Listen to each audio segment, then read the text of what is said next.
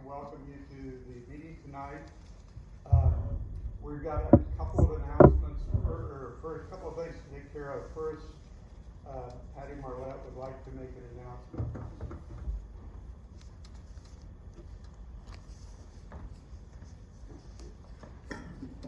First of all, I'd like to thank all of you who have supported our various birdathons.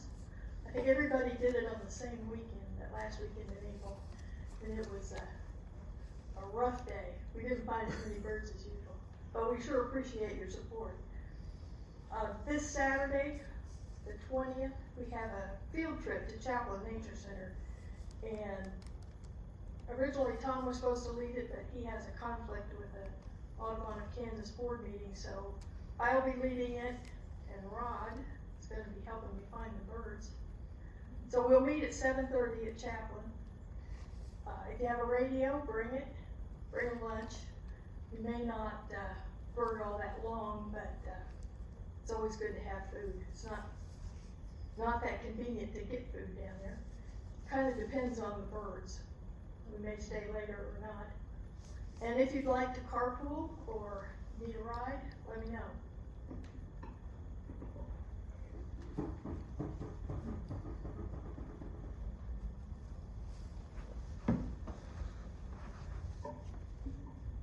Thank you, Patty. This evening is the annual meeting of Wichita Audubon Society, and the one order of business that we need to do. We have a slate of officers for next year from the nominating committee.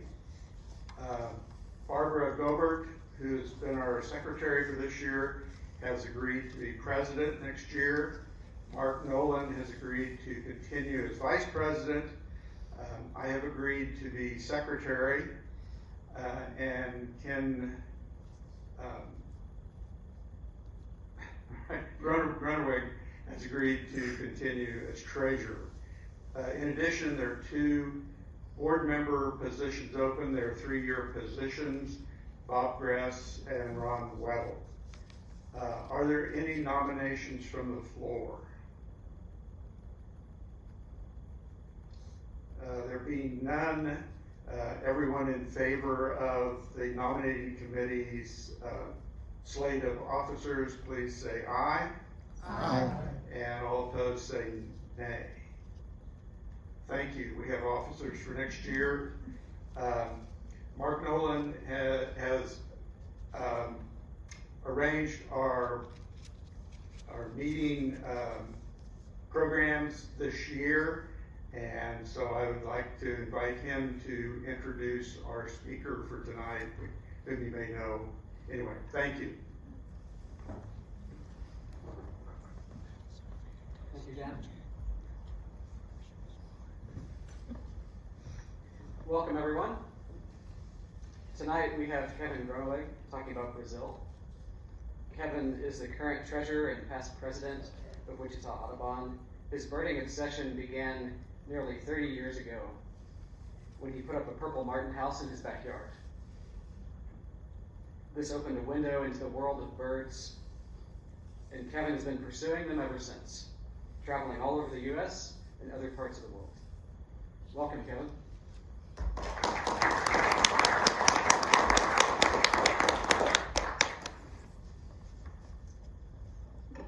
All right, thank you, Mark. If somebody needs me to speak louder, just let me know. So tonight, I'm going to talk about the birds of Brazil. And this presentation is mainly the Pantanal region of Brazil, but I've also thrown in a few photos as kind of a teaser on a more recent trip that we took to the Atlantic Rainforest area. So, that. You can see the dates there. September 10th through 24th of 2019 is when we did this trip. A little bit about just Brazil in general. It's a huge country. As you can see, a little bit larger than the contiguous United States. So it's quite large, many different regions, lots to explore. So many people think of the Amazon rainforest when they think of Brazil, but there's a lot more to it than that. So we've got the Atlantic Rainforest, that you can see highlighted there. And then also the Cerrado or Cerrado, however you want to pronounce it, but that's more of a savanna type region. It's mainly scrubby habitat, wooded savanna, some gallery forest, but it's really one of the richest of all tropical savanna regions in the world, and has among the highest levels of endemism in the world. So, but a lot of this area is in private hands and is being converted to agriculture and raising cattle and so on. So a lot of this is disappearing. And then also we've got the Pantanal region. As you can see, largest wetland in the world. Depending on how much water flows in from year to year, but it's still a huge area. And water from the highlands of the Cerrado flows into the Pantanal as well. So there's a lot of, there's a contribution. The Cerrado is strongly tied to the Pantanal region. So I pulled a little bit of information because I was kind of curious about, so this is rainfall amounts from Porto Joffre, which we went to when we went into on the rivers within the Pantanal. Now you can see there's a dry season there. It's generally, I think, from April to September. This is the year 2019, so it looks like May it really tapered off. But September when we went was the end, kind of the end of the dry season. And then also temperatures.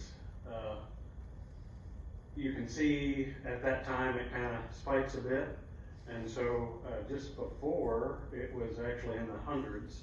I've got Celsius there, but it's actually in Fahrenheit that's a little over 100, and then it was generally I think in the 90s when we were there, so it's pretty warm. Got to give credit to Bob Gress, who put this trip together. So he's a leader with Mondo Verde Expeditions. We've gone on several Mondo Verde trips together. And so shout out to Bob for pulling all of that together. I do want to mention too that I don't carry a rig anything like what he's got. So adjust your expectations accordingly. Also wanted to mention our guide, Bradley Davis. He's with Birding Mato Grosso. He's from Canada and was doing some work down there, married a local gal, and now lives with his family down in Brazil. So it was kind of nice. He obviously spoke very good English, but then also was very fluent in Portuguese, so worked out pretty good. This is what we got around in. A pretty spacious van, kind of one of those Sprinter type vans.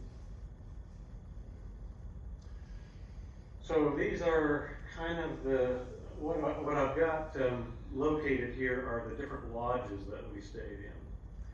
So we flew through Sao Paulo and then out to Cuiabá, or Cuiabá, I think is how you pronounce that, which is the capital of the state of Mato Grosso. And so we kind of went from there. So I'll kind of go one lodge at a time. Like I say, we flew into there. For some reason, I was not thinking that this city was as big as it was, but it's over 1 million people, or about 1 million people, I think, the metropolitan area. It's really quite a modern city. So this is a picture out of my hotel room the night the first night. So the first lot we headed north the next day, and so the first place we were at was Jardim da Amazonia, or Gardens of the Amazon. We spent 4 nights there. So here's kind of a look at the grounds of the lodge. You can see this is kind of the main building. There's a kind of a kitchen and dining area. The main dining area is right there, kind of fairly open, and then the rooms were kind of all around. So to greet us at the lodge were a couple of yellow-crowned parrots. So they were kind of almost pets, I guess. But lots of wildlife around the lodge. Lots of cool insects.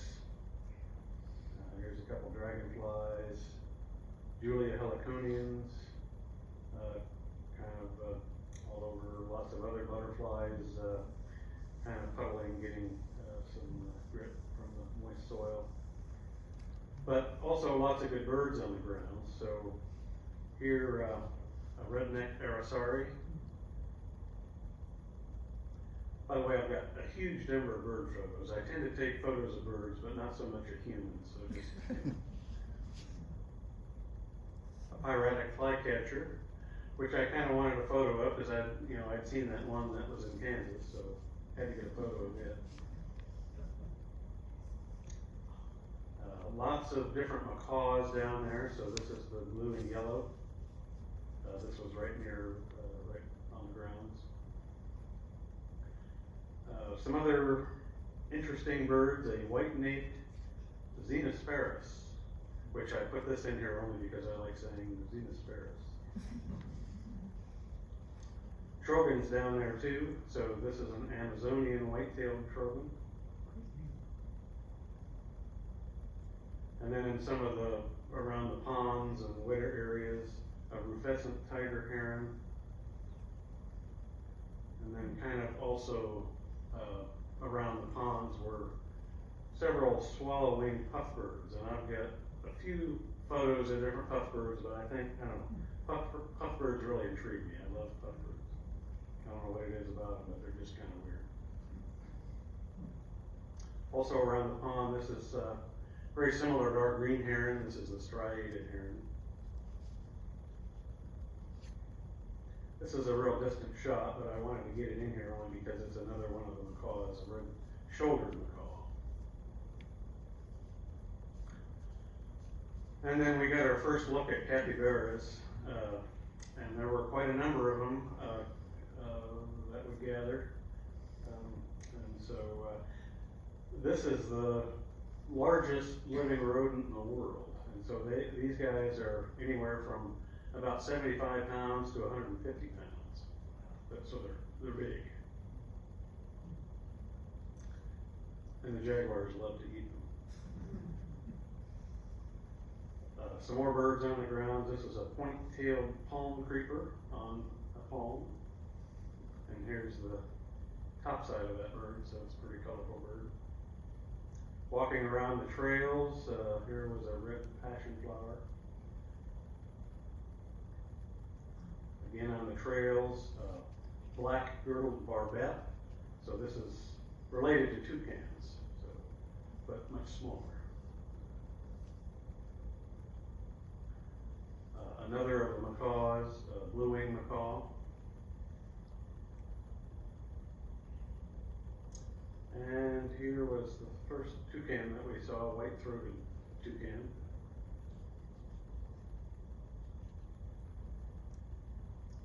This is another one of the arasaris, the lettered arasari, and I think it gets its name because of the marking on its bill.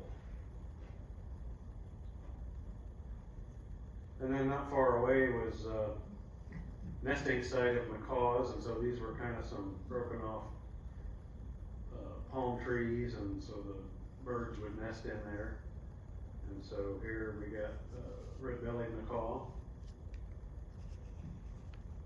More blue and yellow macaws also nesting. Lots of blue and yellow macaws. They were all over the place.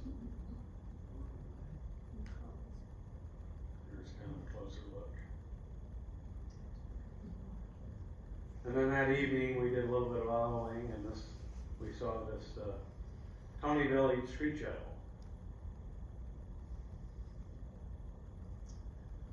So the next morning we got on the Rio Claro, or this may be the third day, I don't quite remember now.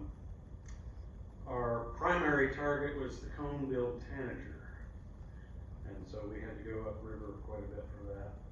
And So here we are on the boats. We had a couple of boats. So kind of birding from the river, black-throated mango. And here's our target. This is kind of an interesting bird. It's endemic to Brazil. It was first described in 1938, but then thought to have gone extinct. And then it was rediscovered in 2003. So this one was kind of one we were excited to get.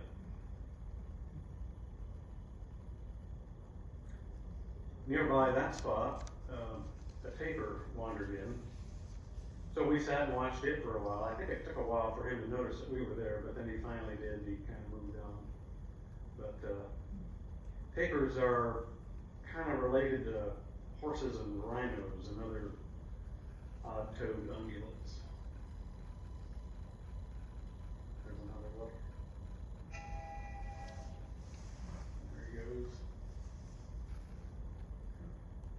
This little guy here, this was on one of the trails, a short-tailed pygmy tyrant, the smallest passerine in the world. And this thing was just tiny. So, a little flycatcher. And some of the trees were kind of interesting too. We kind of wondered what was going on with some of the trees, and it turns out this is a fungus that's growing out of the side of the trees.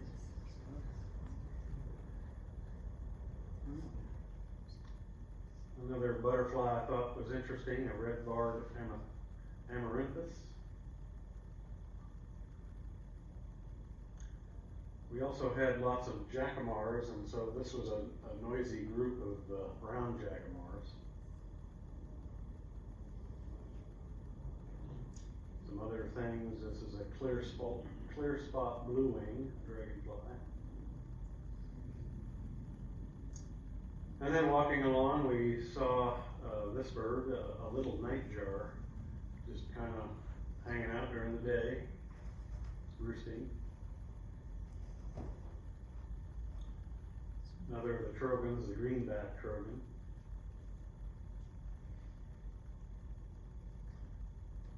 And another puff bird. This one's a pied puff bird.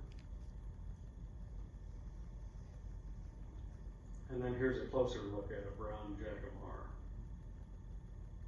They're fairly small, not as big as some of the other jacamars, but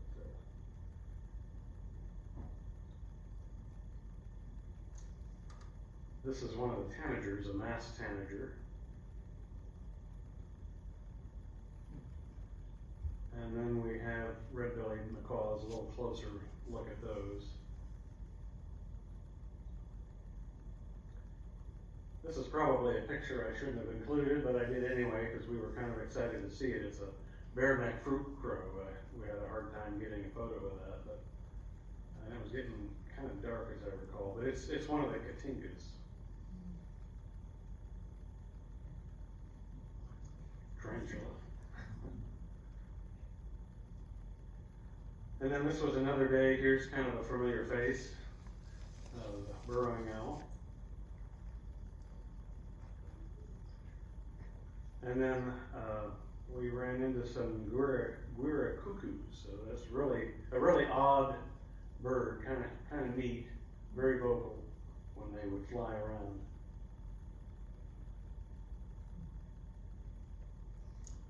A barred ant shrike. Seems like you hear those all over in Central and South America.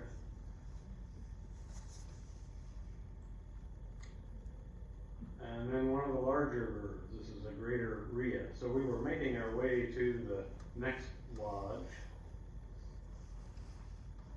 And so this is, well, I should have mentioned the first lodge, we were kind of far north. And so there we were kind of hoping to get some Amazon basin birds, which we did. Now we're kind of moving into more of the Cerrado region. And so this was our next lodge, Cerrado do Parque, which was kind of near a park. We spent 3 nights there. There were a lot of fires going on there, which it's not unusual that they burn the areas of the Cerrado. However, there seemed to be an abundance of fires, and there was one right nearby our lodge one day. So anyway, here's a look at the lodge. Again, kind of it's an open dining area with a kitchen that you can see there. One of the real common birds on the lodge was this Rufous hornero. And we kind of saw these everywhere, and you could really spot the nest of the Rufous hornero. And so they're members of the genus Furnarius, which kind of, because of their nests, are kind of like an old wood-fired oven. So that's kind of where they get that. But you can see these on buildings and branches and just all over the place. Also on the grounds, a black-fronted nunbird. And so this is kind of fairly typical, I think, of the habitat that we were birding in. You can see pretty scrubby. Again, you can kind of tell there it was a bit hazy from the smoke, so it's kind of hard to get some good photos. But a white-banded tanager, so some different birds we're encountering. And then this was kind of one of our targets, the collared crescent chest, so we were happy to get some photos of it. A white-rumped tanager, peach-fronted parakeet. Again, this is just kind of walking up and down that road. And then another puffbird, the eared puffbird, white-eared puffbird. So again, one of my favorites. This is one of the Elanias, so a flycatcher. It's very plain, has a crest, so it's called the plain-crested Elania.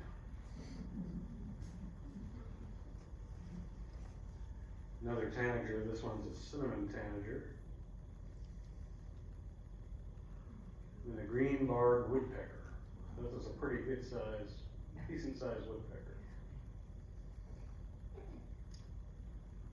And then here is a ferruginous pygmy owl. We saw a few of those. Sometimes it wasn't hard to find because the birds would get pretty excited when the owl was around. And then sometimes too, our guide would make an owl call to attract the birds, and then if there was an owl nearby, it would start tooting as well. Another one of the toucans, this is a channel-billed toucan. A little woodpecker.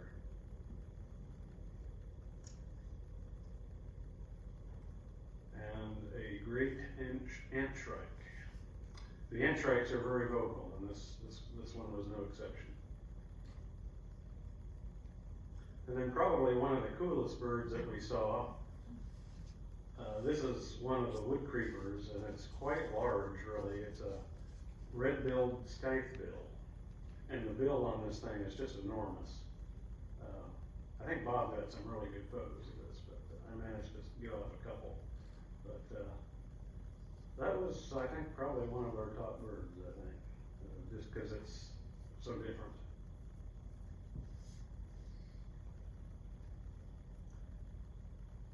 This is one of the motmots, an Amazonian motmot. So the blue-headed motmot was split into several pieces, several species, and this is one of those. The motmots are related to kingfishers, by the way. And then a pale-bellied thrush, aptly named. Then on the grounds of the lodge, these little guys were running around, mainly at dusk and dawn. Brazilian guinea pig, pretty small.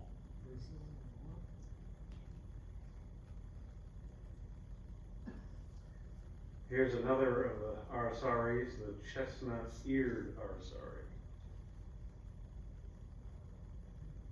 Speaking of birds with a big bill, this is a boat-billed flycatcher. kind of similar to a Kiskadee, I guess, but the bill is on steroids. Yellow chevron parakeet.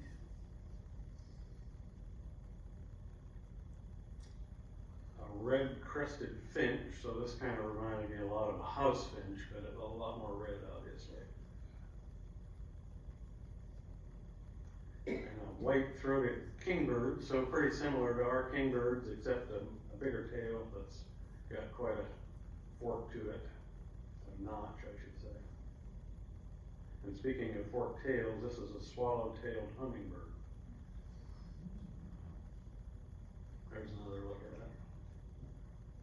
Pretty good-sized hummingbird. And this is one of the jays. It's a purplish jay is what it's called. Pretty good-sized jay.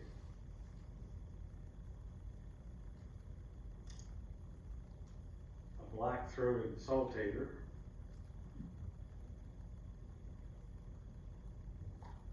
That's another look, a little closer look at a peach-fronted parakeet. And this is one of the woodpeckers. It's a white-wedged piculet, real small.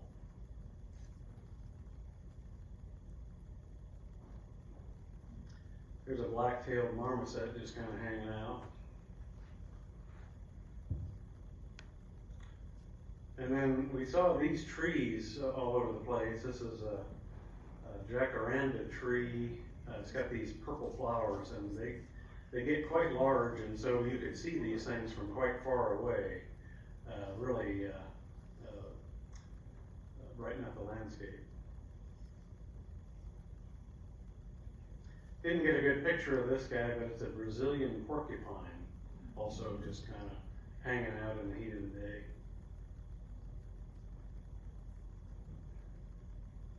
And then we got our first look at one of the iconic birds of the area, the red-legged Cerrado. We were quite pleased when this guy showed up and just kind of ran across the road and did his thing. A few other birds right there, a crested black tyrant, chalk-browed mockingbird, and then these guys are kind of neat. This is a Campo flicker, so just like our flicker, same size and shape, but got a little more color to them.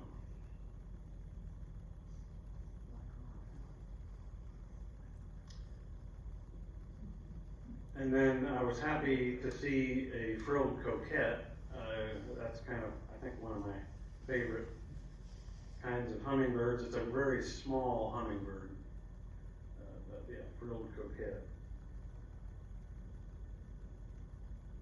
Driving around, we stopped in the city and got our first look at a jaguar.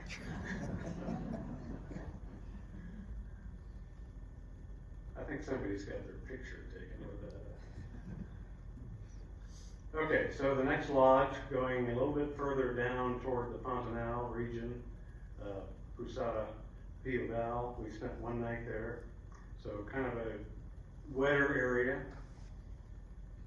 And so we saw birds like the Plumbeous ibis, the bare-faced ibis, and this is a Rufus cachalete.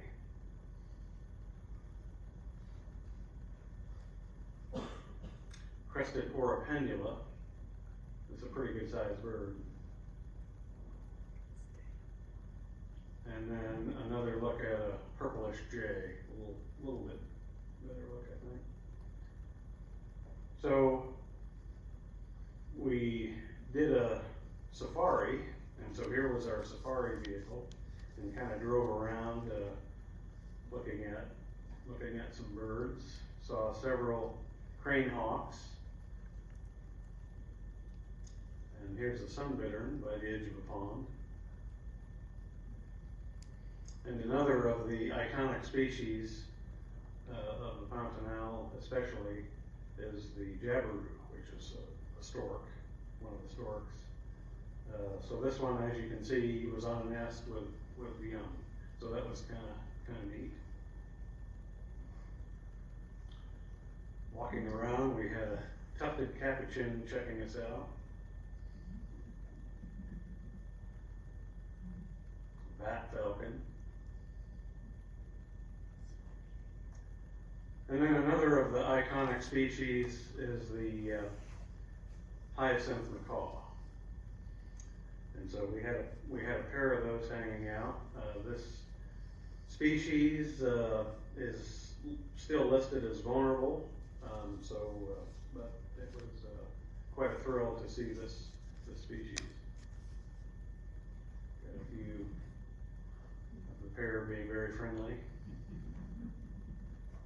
There's one of the birds. They had a nest, and so they nest in mandovi trees, and so this is a nest hole that they were going in.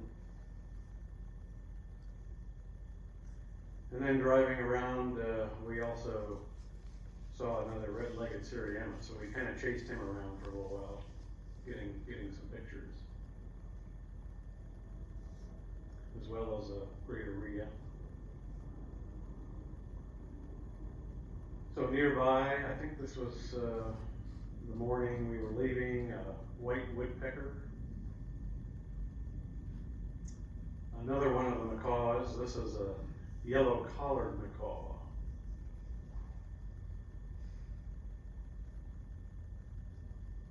The savanna hawk, this is a pretty common hawk.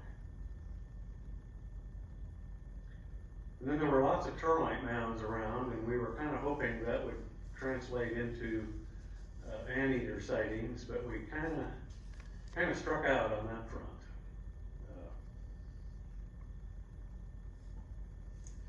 Another look at the Campo flicker, doing what flickers do. Another look at the bare-faced ibis.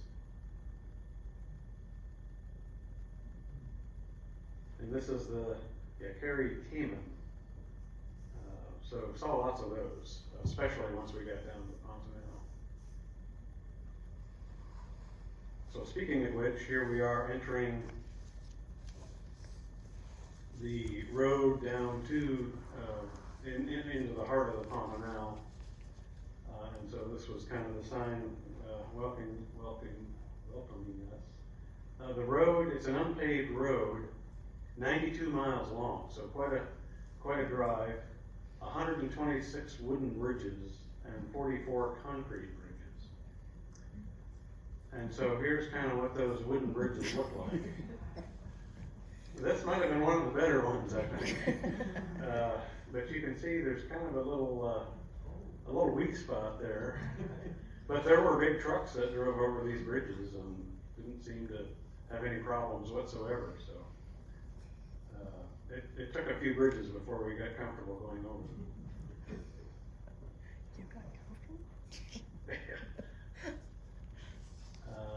Saw a collared peccary.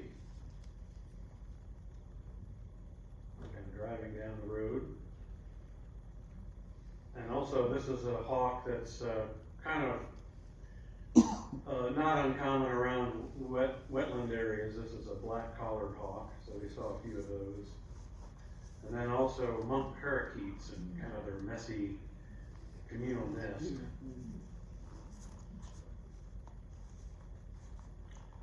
Here's Brazil's version of the great blue heron. This is the Cocoi heron.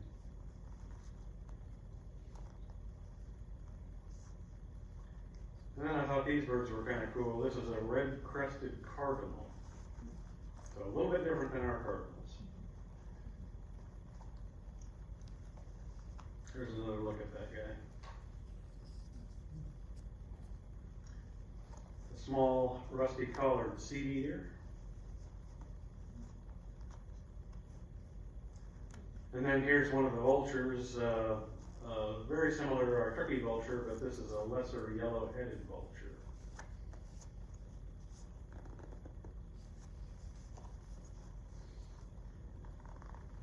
This is a white-headed marsh tyrant. These were very common birds in the marshy areas. Kind of a flycatcher. And then a scarlet-headed blackbird, so a little flashier than our red-winged blackbirds, but kind of similar.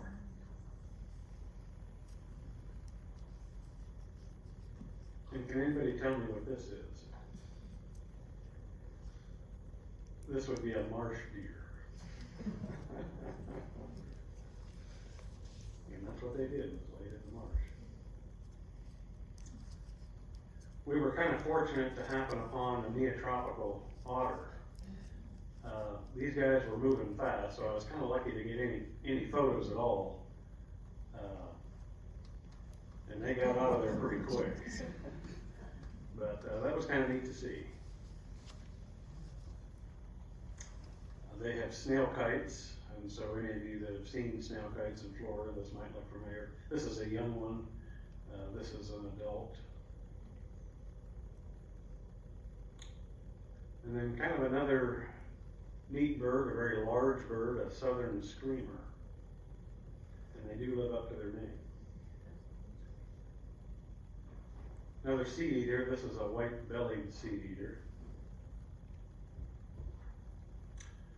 Okay, so moving on down into the heart of the Pantanal, we drove all the way down to Porto Joffre, and that's where we got on a boat for the next part of our tour. We spent 4 nights, and so here we are getting on the small boats to get onto the bigger boat, which is where we stayed.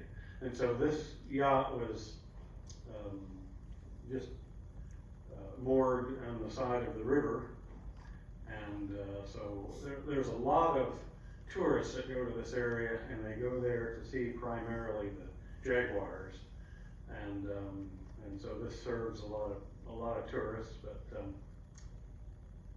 as you can see, we were really roughing it on the boat. And there's a picture of a jaguar there you can see in the background.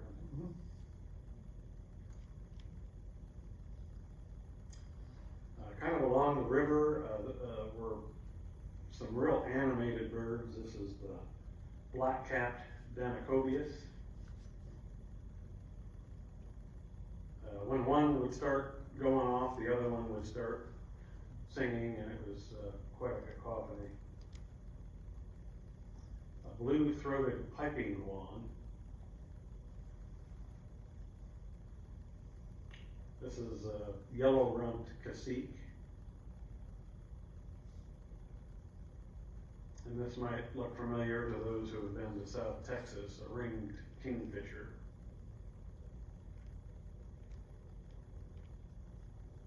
Wattled jacana. Green iguana. And this was kind of a neat sighting, a giant potu. We were kind of pleased to see that. Pretty good size bird. The great black hawk.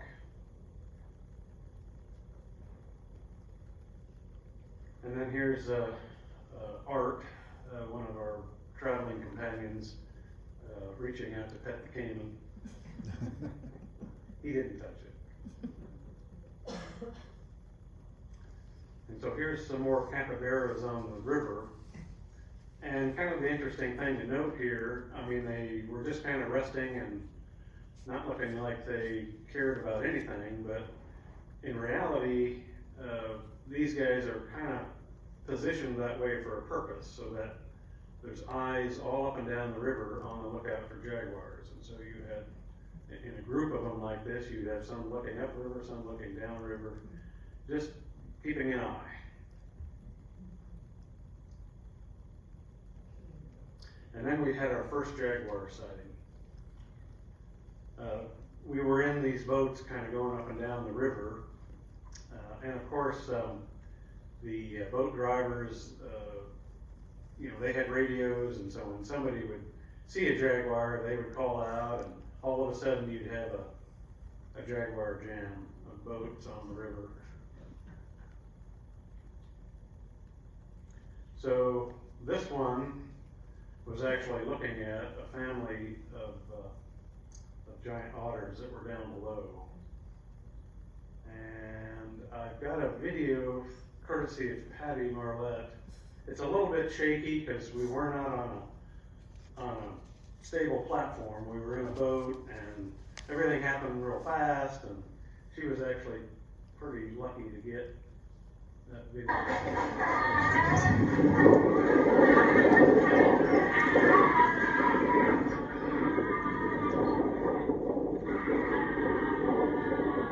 It made a play, but was unsuccessful.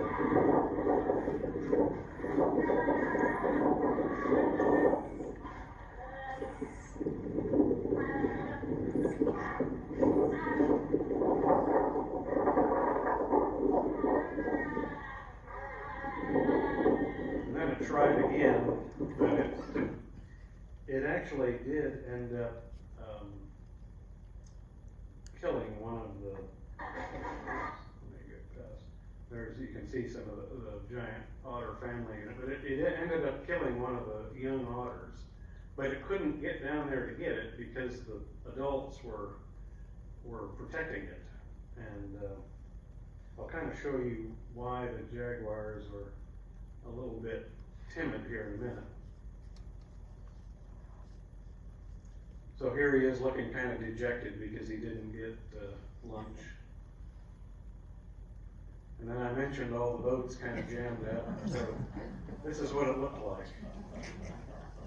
And we would spend, a lot of times the jaguars are just kind of hanging out along the river, and we would spend pretty much the entire time there watching the jaguars. So sometimes that ended up being quite a long time. I think, so here's another sighting we had.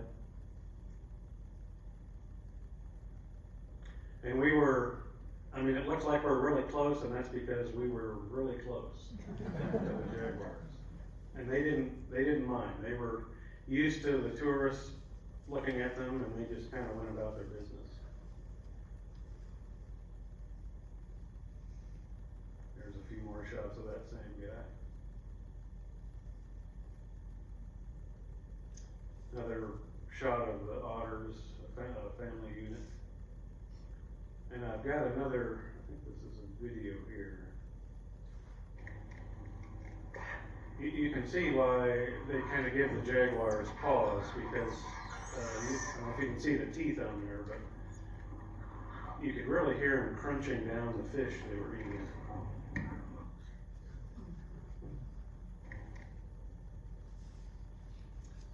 So again, as I mentioned, one of the iconic birds of the Pantanal region is the jabiru, and so we got several good looks at those. There's another shot, another sun-bittern shot. Pale-vented pigeon.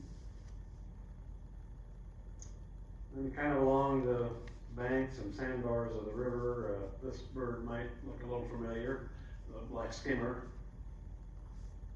They were nesting on the sand.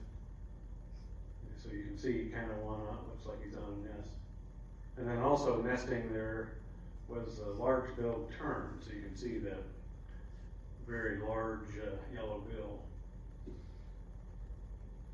And there were baby terns running around on the sand. Some more screamers hanging out, along with southern lapwings. So we saw lots of those on the river. Along with buff-necked ibis. So a different species of ibis. And here's another jaguar sighting. Again, just kind of hanging out. And then we encountered another one who was just kind of walking along the river. So we decided to kind of follow along, and he walked quite a ways. In fact, I've got a video of that, of him just kind of walking. You can hear all the cameras going off, by the way.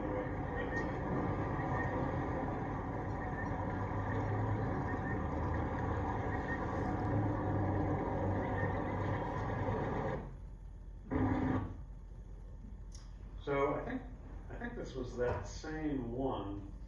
he spotted some capybaras, and so he kind of went into hunting mode, and he inched ever so slowly toward the capybaras, trying to figure out how he was going to make his move. And we spent an hour and a half watching this guy, and it was finally getting dark, and then he made his move, and you'd think those capybaras are real slow, but they're not. They're pretty agile, and they escaped. So this one came up empty as well. Here's yet another jaguar sighting. This one I think we kind of concluded was a young one. It seemed a bit smaller, quite a bit smaller than some of the others that we'd seen. Some other birds along the river, a capped heron. There's another look at that guy. A Chaco chachalaca.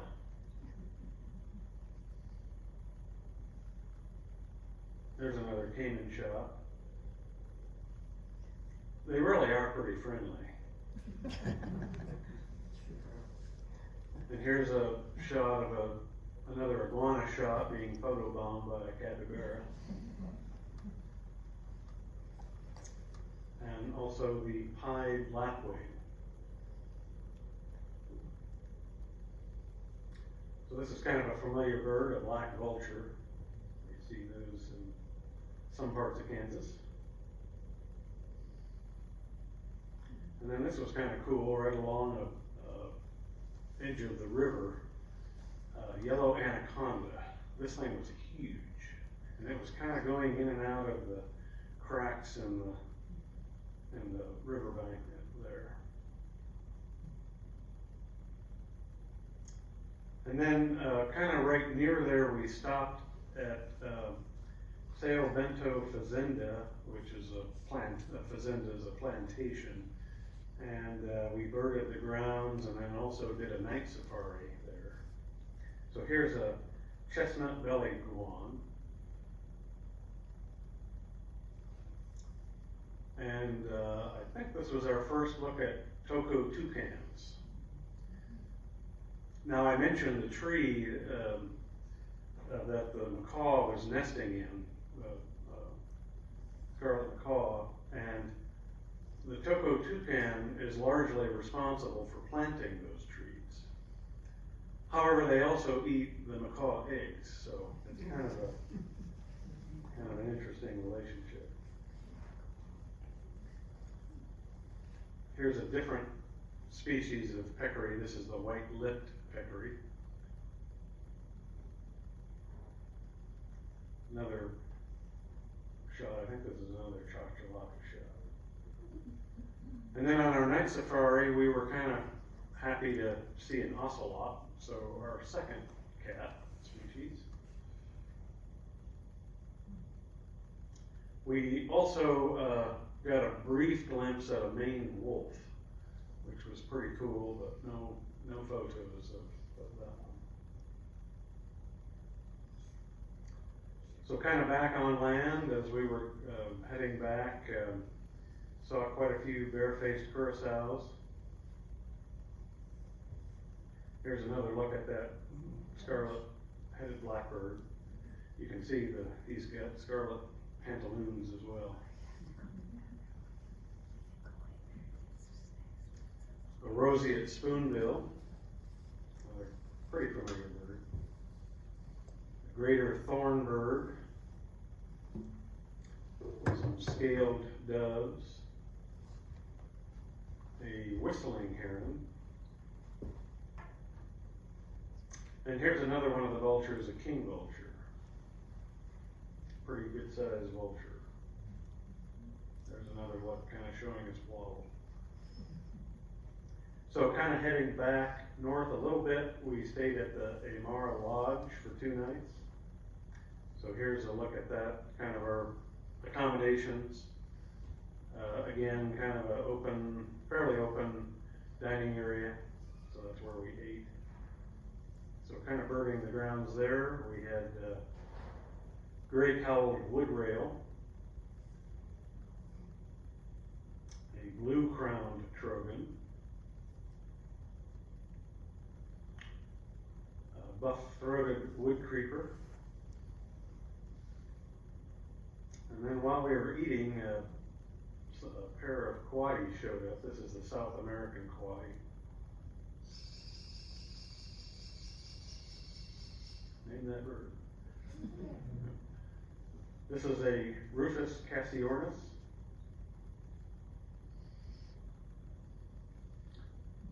Some more tufted capuchins. This is a turquoise fronted parrot. And the pale crested woodpecker. This is kind of a neat one. And then here's a female barefaced curassow, and if you look, you'll see a young baby curassow peeking out from behind the feeder. Now, how that bird got up on the feeder, I'm not sure, but there it was.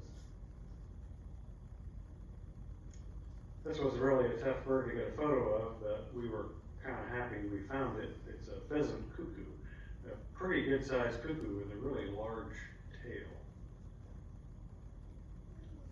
And then also kind of putting on a show, a helmeted mannequin.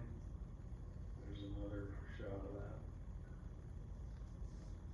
And I never did get a very good shot of this, but this is a sungrebe. It was fairly shy.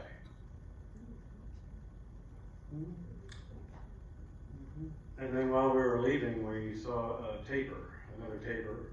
This was a really good sized one here.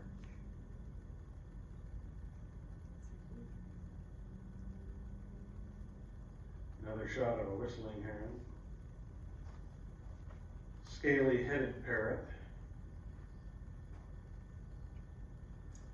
Nande parakeets.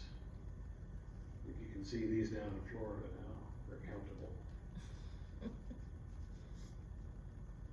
And then kind of another boat trip we did. And so here we are out on the water. And as I mentioned before, the black-collared hawk would generally hang out around water in the wetland areas.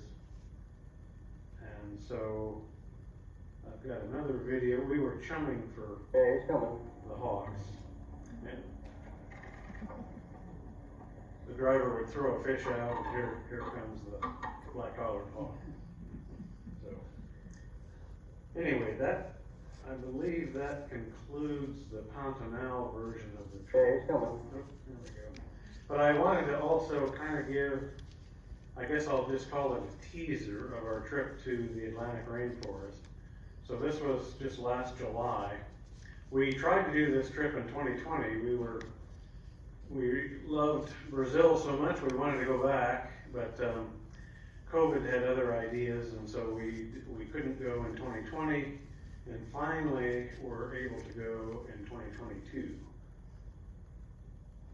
So again, this is kind of that region I'm talking about. But one of the things I want to point out here is what you see in yellow is kind of the original Atlantic Rainforest. And then what you see in green is what remains today. So it's really of course it's, the big cities of Sao Paulo and Rio de Janeiro are in this area, and so there's quite a population, so it's quite a threatened area. But on the first morning, we went to a really good birding site. This was a fairly new place, Sitio Macaquino, and they had some feeders set up out back there, so they're kind of trays they'd set bananas and things in, and it was just crazy with birds. And so we saw lots of birds like this guy, the red-necked tanager, the brassy-breasted tanager, violaceous euphonia with kind of banana dripping off of its beak. This was kind of one of my favorites, a burnished buff tanager. And then this guy catches a lot of attention, the Brazilian tanager. And this wasn't the only feeder spot, we hit several spots, and there was another one later in the trip I'll also kind of highlight. One of the birds at that feeder setup was this was actually near the Ubatuba area. This was a festive coquette. Again, a really small hummingbird. And then I've got another video of the feeder, a portion of the feeder setup. And you can see it is just crazy with birds of all different colors.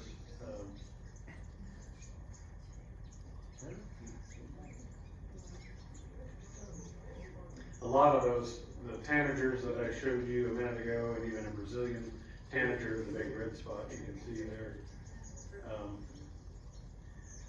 But they would put the bananas out, and the birds would go crazy. And of course, in just a couple of minutes, the bananas were gone.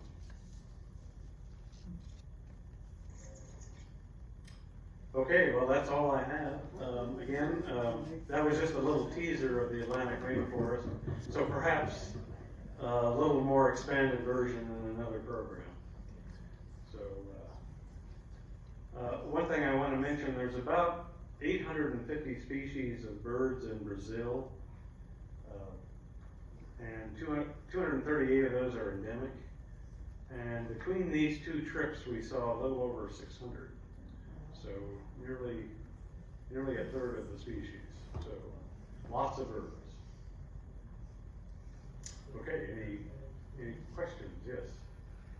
You mentioned that you saw some burning, and you also mentioned population densities growing. With that being said, are the populations of animals still stable, or are they diminishing rapidly through habitat destruction?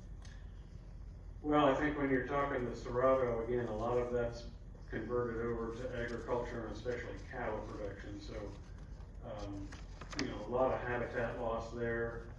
I mean, it's still a very rich area, both the Cerrado and the Pantanal, but, and I don't know specifics, but I would say that there has been an impact, probably less so in the Pantanal.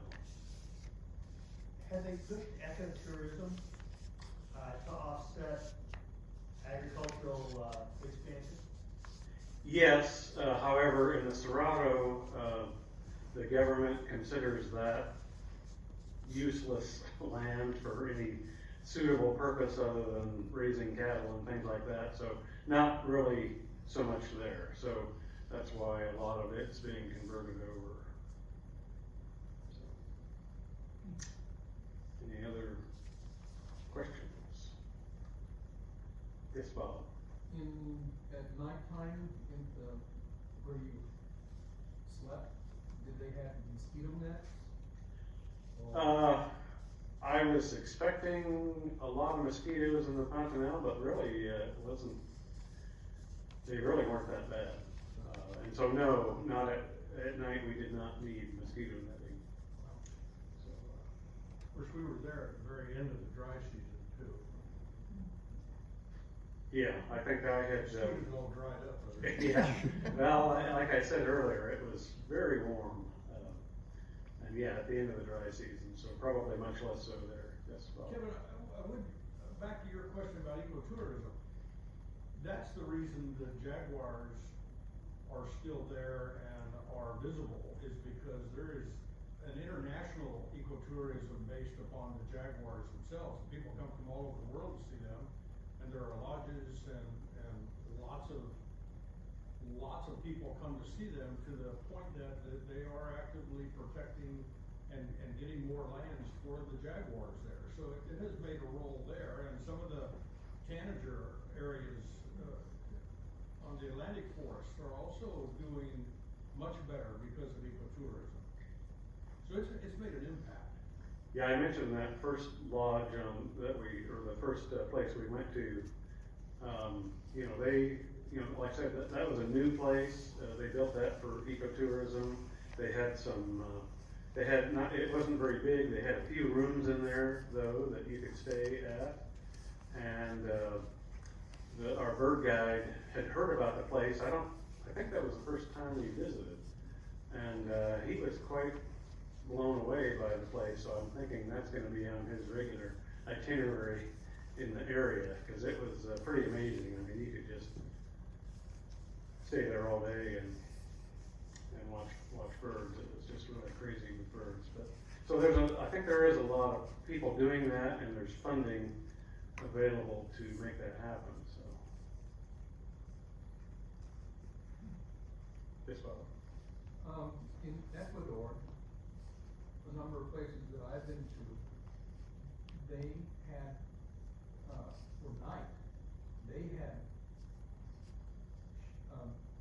lots of wattage bulbs shining on, sheets, or white sheets, and then the moths would come in, and then, during the daytime then, and morning time, there are lots of birds that came in and were feeding on all of those moths and all. Do you see anything like that? We didn't have anything set up like that, but sometimes you'd see that, or like maybe on the side of a building or something, especially if there was a light, the moths would kind of congregate. But not so much there.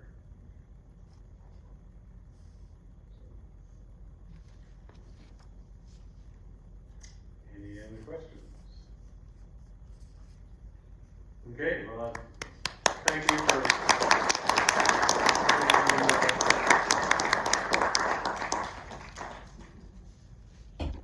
Was anybody gonna make an announcement about, I think we're having